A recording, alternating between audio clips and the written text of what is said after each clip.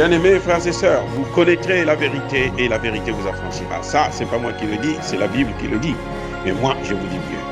Vous connaîtrez la vérité historique, notamment celle de vos ancêtres kémites, et vous aurez une vision globale de ce que c'est que la vraie souveraineté politique. J'ajoute, vous reviendrez à la spiritualité africaine ancestrale et vous comprendrez les enjeux de l'indépendance économique. Et pour terminer, vous accepterez votre identité culturelle kémite et vous obtiendrez deux choses. La première, c'est la paix. La seconde, c'est le développement, à une condition. L'unité de toute l'Afrique noire, l'unité de tous les Noirs du monde entier. Otep à tous, bienvenue sur la chaîne des panafricanistes par essence, par conviction et par excellence. Celle des citoyens kémites par nécessité et obligation de combat. Nous sommes une chaîne qui n'est guidée que par nos ancêtres et rien que par les ancêtres qui appartiennent à l'égrégore du monde noir. Par conséquent, nous ne croyons en aucun Dieu venu de l'étranger. Toutefois, cette vidéo n'est aucunement destinée à inciter à la haine ou à la violence, car nous menons un combat qui est d'abord et avant tout spirituel, intellectuel et démocratique. Ensuite, il est politique, géopolitique et géostratégique, contre l'impérialisme, le colonialisme, le néocolonialisme et l'endocolonat, qui sont tous qualifiés de crimes contre l'humanité.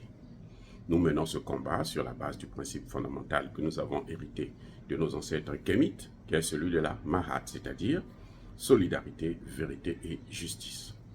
Vous êtes donc en droit de connaître la vérité et nous avons l'obligation de vous dire la vérité, rien que la vérité, afin que justice soit rendue au continent africain. Et ça, c'est notre modeste contribution dans cette noble lutte en faveur de la souveraineté, la dignité, la solidarité et l'unité africaine. C'est exactement ça que nous appelons le panafricanisme. Bien-aimés frères et sœurs, au Sénégal, il y a eu une tentative d'insurrection. C'est un coup d'État manqué.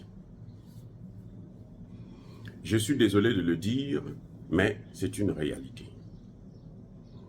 Qu'on le veuille ou non, la communauté dite internationale et tous les Africains savent que Macky Sall a été élu régulièrement. Il n'y a aucune raison que Macky Sall puisse écourter son mandat pour le céder à qui que ce soit, même pas à Ousmane Sonko. Donc chaque fois que les gens se lèvent pour demander à ce que Macky Sall puisse démissionner, pour demander à ce que Macky Sall puisse écourter son mandat, c'est une tentative de coup d'État. Oui, il y a eu des morts. Et encore une fois, je présente toutes mes condoléances aux familles de victimes. Et c'est déplorable. Mais les responsabilités sont partagées. Il n'y a pas que la responsabilité du gouvernement, il y a aussi la responsabilité de ceux qui ont appelé à ce qu'il puisse y avoir manifestation. Parce que les problèmes juridiques d'un homme politique doivent être réglés sur le plan juridique. Ousmane Sonko avait des problèmes, a des problèmes juridiques. Il a des avocats et autres qui devraient plaider pour lui. Et jusqu'à preuve de contraire, ça a marché puisque la Cour n'a pas retenu le fait que le crime qu'on l'accusait, celui de viol. Donc, ces avocats ont fait leur travail. Et qu'on n'avait pas besoin, en fait, d'appeler à l'insurrection. C'est ça que les Africains devraient comprendre. Je ne suis pas celui-là qui un adepte de la pensée unique. Je suis libre de parler comme je veux, de soutenir ma thèse. Je peux aussi me tromper. Je n'en disconviens pas.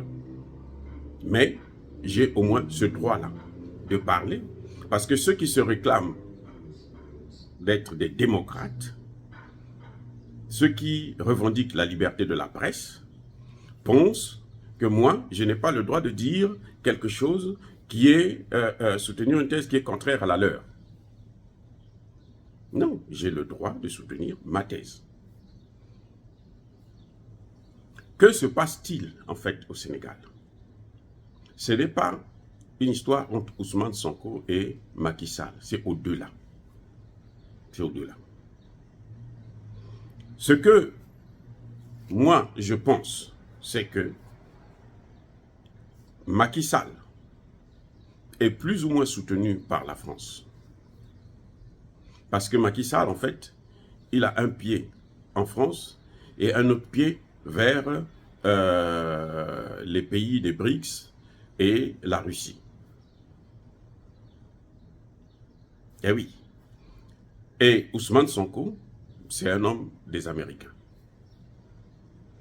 Je vais vous le démontrer. Ousmane Sonko, c'est son meilleur ami. Hein. C'est Succès Masra. Je vous ai déjà dit à plusieurs reprises que Succès Masra travaille pour les Américains. Jusqu'à preuve de contraire, aujourd'hui, il sillonne entre les États-Unis et puis la France. Et quand Succès Masra a eu des problèmes au temps d'Idriss Déby, Itno le père, qu'est-ce qui s'est passé? Il est allé se cacher à l'ambassade des États-Unis. Ousmane Sonko est soutenu par les Américains parce que je ne vois pas au nom de quoi Barack Obama peut prendre son téléphone pour appeler Macky Sall pour lui demander de ne pas postuler pour un troisième mandat. Où est son problème? Est-ce que vous avez déjà pris votre téléphone pour appeler Joe Biden pour lui demander de démissionner parce que son fils a des problèmes avec la justice et les dossiers sont en train de sortir? Parce qu'il faut savoir ce que vous voulez. Ou vous voulez la démocratie à l'occidentale, ou vous voulez la démocratie. La démocratie n'est pas un mauvais système. Moi, je n'ai jamais dit ça. Mais je vous dis tout simplement que la démocratie dans des pays colonisés, elle a du mal à s'appliquer. Ça peut pas. C'est presque impossible d'appliquer la démocratie dans un pays qui est encore sous domination des puissances étrangères.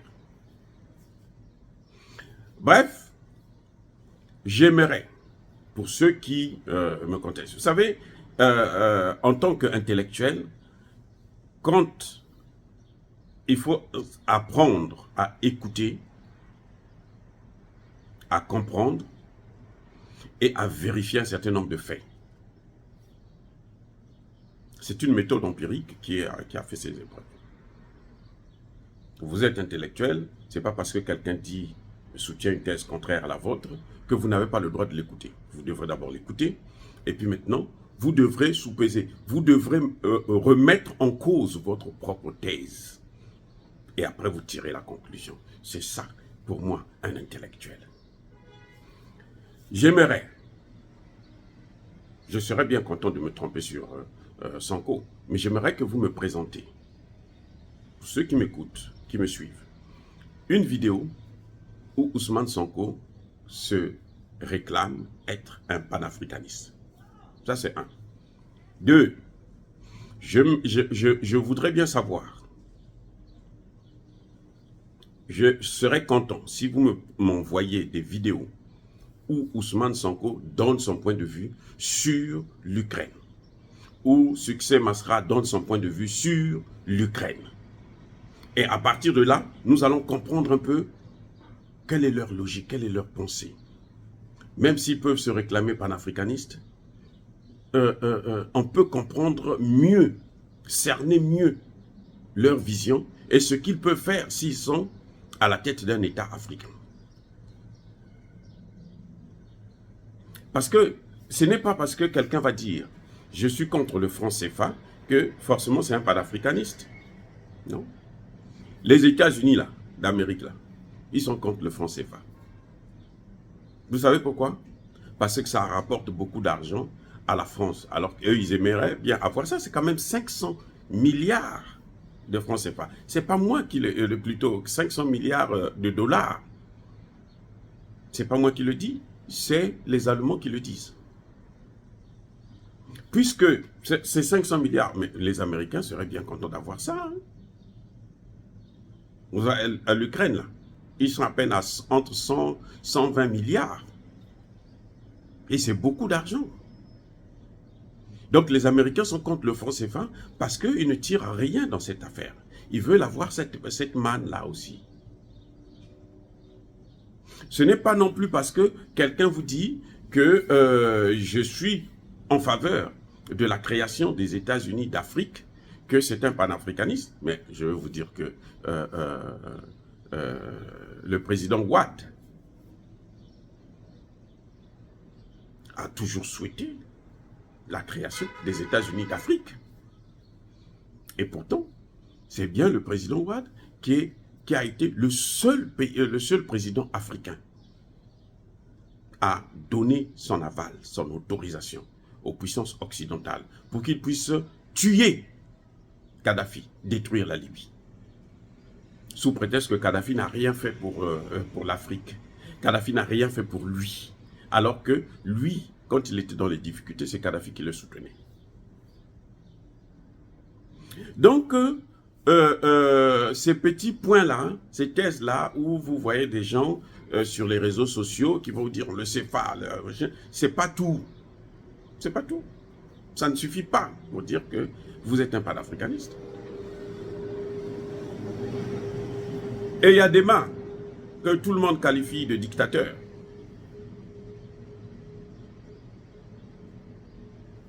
Il est pour la création des États-Unis d'Afrique.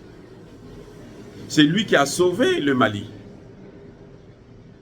pour lever l'embargo dans la crise des mercenaires ivoiriens. Vous allez me dire que c'est un panafricaniste? Donc cessez de vous faire avoir par des termes. Il ne faut pas soutenir quelqu'un qui vient au pouvoir et qui prend une position, après qui change, et puis vous vous remettez encore sur le terrain de combat. Non, il faut qu'on souffle. Il faut que lorsqu'un pays tombe, il faut qu'on avance. Je ne dis pas non plus que Macky Sall c'est un panafricaniste. Non, ce n'est pas ce que je dis.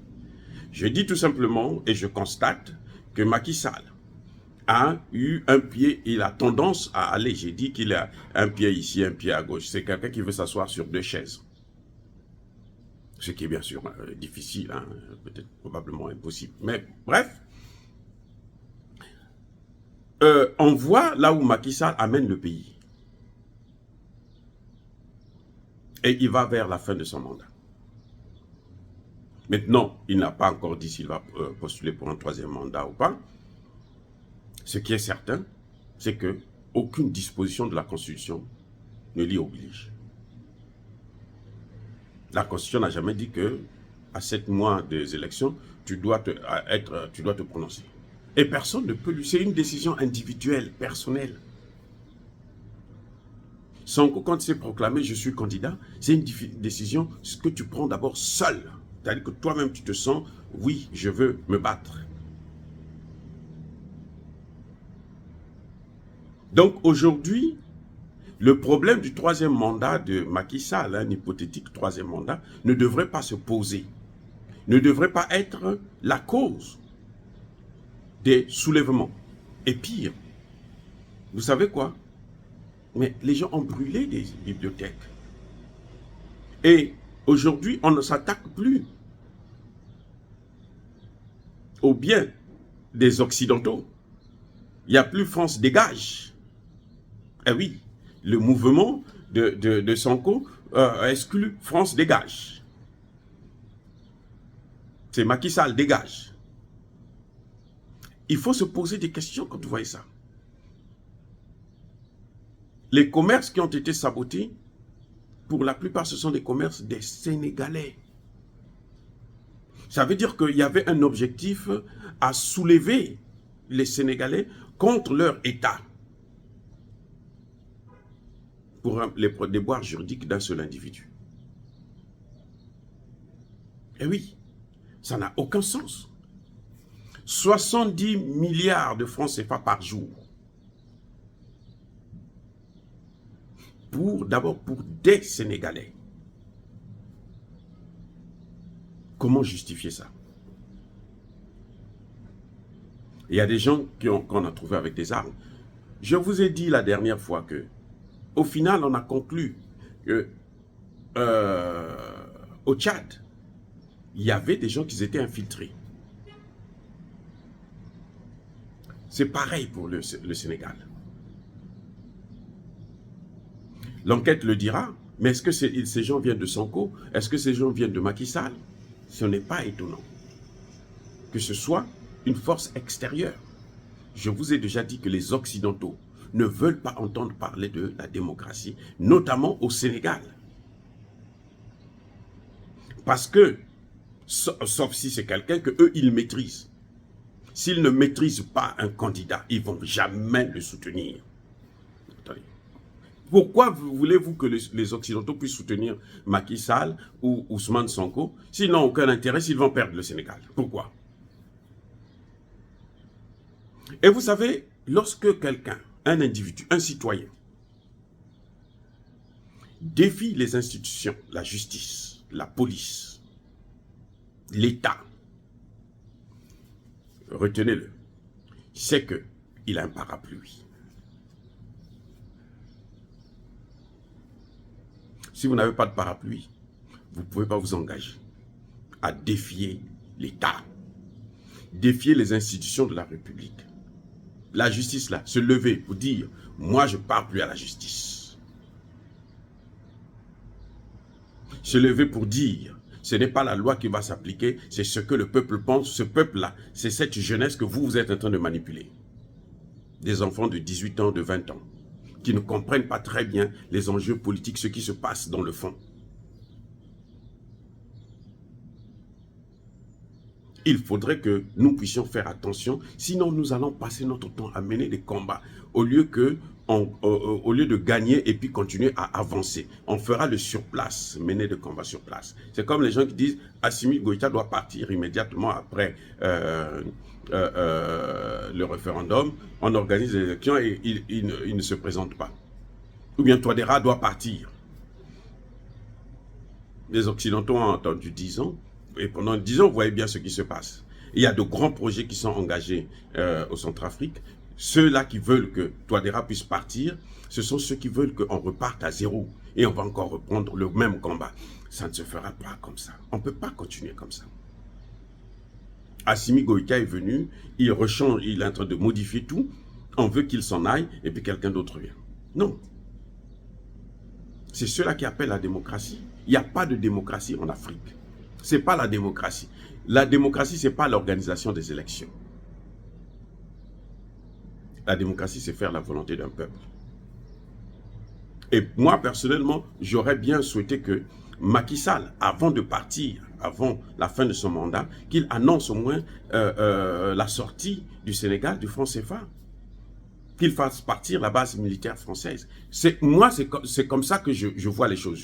Je souhaiterais, je serais content de faire pression sur Macky Sall pour qu'il puisse faire ces deux choses-là avant la fin de son mandat.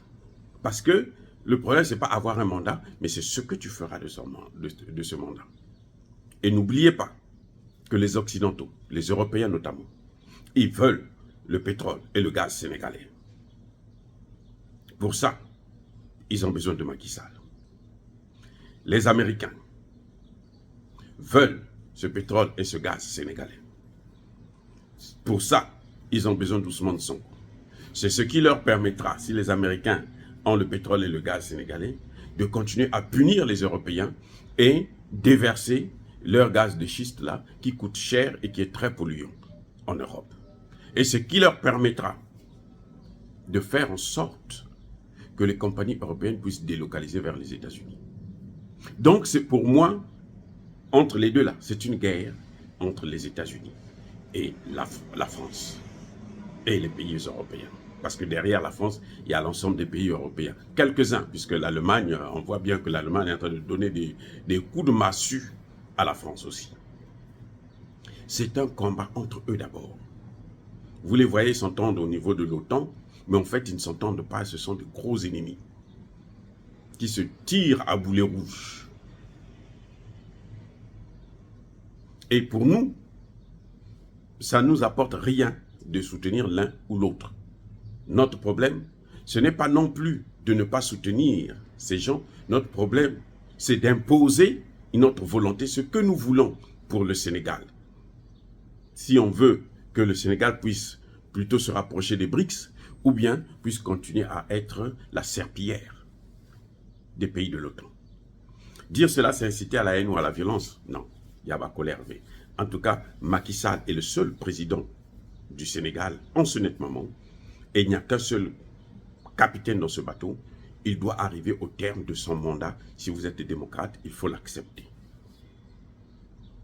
Bien-aimés frères et sœurs, encore une fois, je persiste et je signe. Soyez bénis, abondamment bénis par le Dieu des Kémites et par nos ancêtres Jésus. Mais que tous ceux qui persécutent le continent africain, tous ceux qui le pillent et le déstabilisent, qu'ils soient noirs, blancs, chinois, arabes, indiens ou qui qu'ils soient maudits, punis, foudroyés, neutralisés, effacés, écrasés par ce Dieu des Kémites et par nos ancêtres angélisés.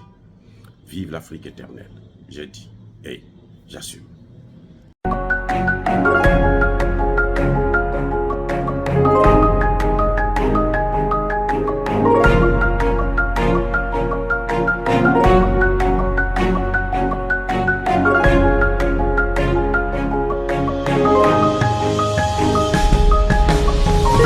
Eux, ils marchent par la foi et non par la vue.